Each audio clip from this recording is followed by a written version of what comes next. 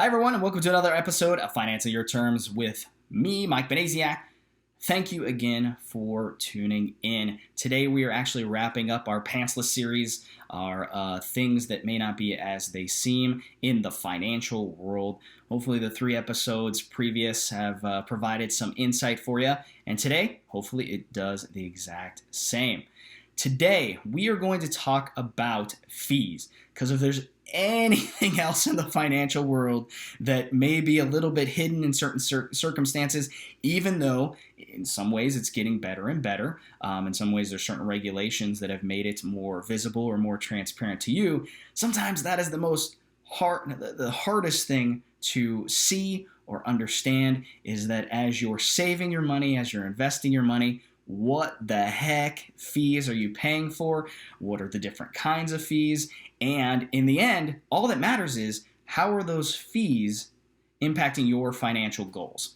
And so that's where I wanted to touch on, because it kind of wraps up a lot of the previous things that we've been talking about, whether it's the technology and the automation with the online savings accounts, investments accounts, your retirement plans, absolutely. And we talked about advisors last week. We talked about their independence, but also what are those fees that can come along. So with online savings accounts, and I'm going to touch on kind of these 3 areas. With online savings accounts, what are some of the, they're promoted as possibly being, no strings attached or feeless, but what overhead or kind of is going on behind the scenes that that might be lowering that interest rate, okay, versus if you went out to somewhere else, because that's that fee that they're just saying, all right, we'll give you a lower interest rate, but we won't charge you a fee. What does that look like?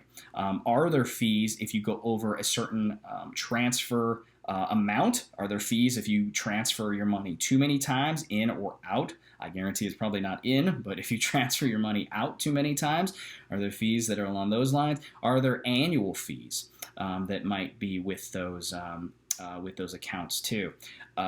So look at those savings accounts. Make sure you know what those expenses or fees are. Another one that might be nice to review nowadays too is credit cards. We've talked about those a little bit in the past, but what are those fees? We know we want to try to avoid interest at all costs, but some credit cards actually have an annual fee, whether or not you pay off that credit card every single month or not.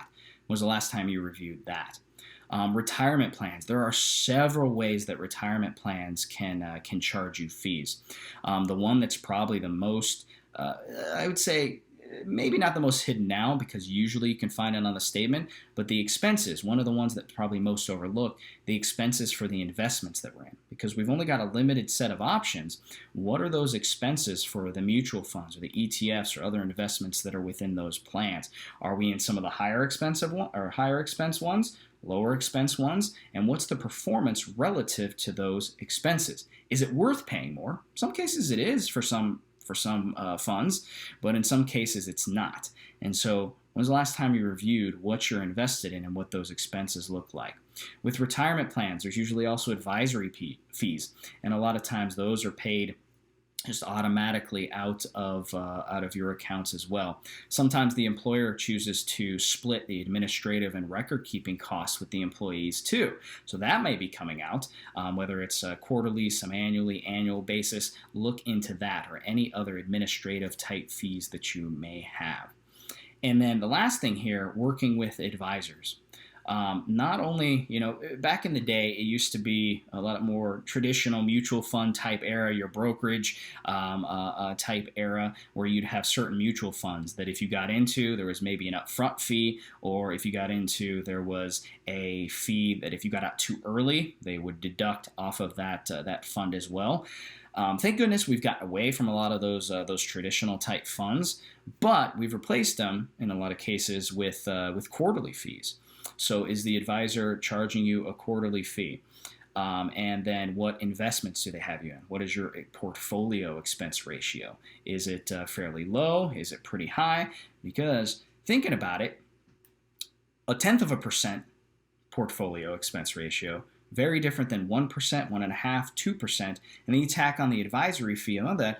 Let's say you're paying 3% a year. Well, that threshold is 3% a year that you've got to hurdle over in order to make money for you. So what is that hurdle? And is it fairly high because 3% a year, even 2% a year, can start to add up very quickly. Also with advisors, there are other overhead fees, brokerage fees, annual custodial fees. There's so many things I can throw out to you right now, but in everything that I've just mentioned, it's just about asking the question, doing a little research on your end to figure out how much is coming out of your pocket, whether you see it in the statement or whether you don't see it, whether it's a flat dollar amount, whether it's a percentage amount, how much is coming out of your pocket on a monthly, quarterly, annual basis that's going to impede or at least maybe slow down your growth for your financial goals, whether short-term or long-term. So do some research. If you can't figure it out on your own, ask the question, or ask, if you have questions for me, I'm more than happy to just look at stuff and tell you.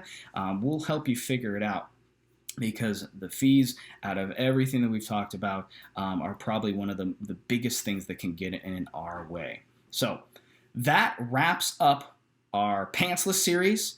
Our things aren't always what they seem because we can't always see them, and it's not always a bad thing. Automation's a great thing. Technology's a wonderful thing.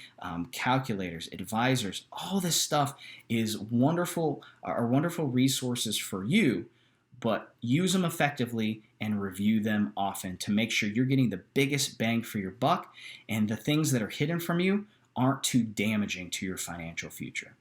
So with that being said, thank you so much. Stay tuned for our next topic coming up here in a week or so. This has been Mike Banasiak with Finance on Your Terms. Share these videos. Keep spreading the love, and keep me posted with all of your updates, any topic ideas that you may have. Thank you so much, and we'll see you soon.